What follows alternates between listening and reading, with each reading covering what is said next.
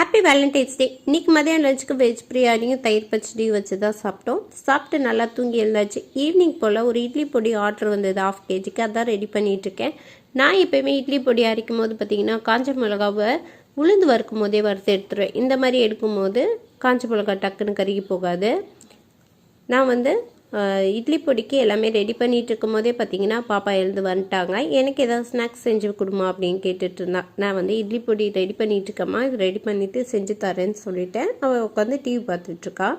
வீட்டில் அரிசி மாவும் ரவையும் தான் இருந்தது, அதனால சிம்பிளாக அதை வச்சு வடை போட்டுடலாம் அப்படின்னு சொல்லிட்டு அந்த வேலை தான் பார்த்துட்டு இருந்தேன். ஒரு பக்கம் பாலுமே ஊற்றி வச்சாச்சு, அதுவுமே ஒரு பக்கம் காஞ்சிகிட்ருக்கு.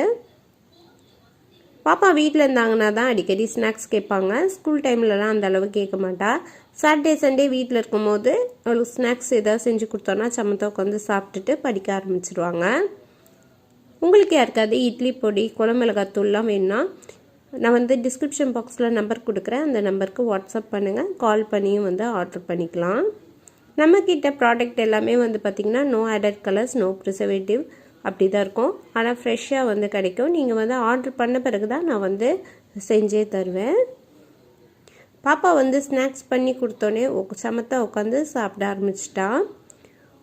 ஒரு பக்கம் காஃபியுமே போட்டாச்சு. லீவ் நாளில் எப்பயுமே நான் ஸ்நாக்ஸ் ரெடி பண்ணிவிட்டு காஃபி போட்டு எல்லாருமே ஒன்றா உட்காந்து அரட்டை அடிச்சுக்கிட்டே சாப்பிடுவோம். உங்கள் வீட்டில் எப்படின்னு கமெண்ட்ஸில் சொல்லுங்கள்.